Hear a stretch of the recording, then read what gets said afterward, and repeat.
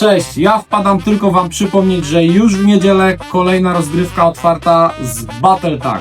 Oczywiście, jak możecie zauważyć, przyjechały do nas nowości i urządzenia po poprawkach. Mamy nową fajną bombę, mamy AED do odradzania naszych trupów, mamy nowe respawny, które będą już kompatybilne z naszymi chipami oraz medyk, który będzie działał. Mamy także nowe urządzenie do odbijania waszych statystyk, aby trafiły do chmury, które działa sprawniej, szybciej i jeśli wyskoczy wam błędne przełożenie chipa, to nie trwa już to tak długo, jest to teraz szybko i sprawnie.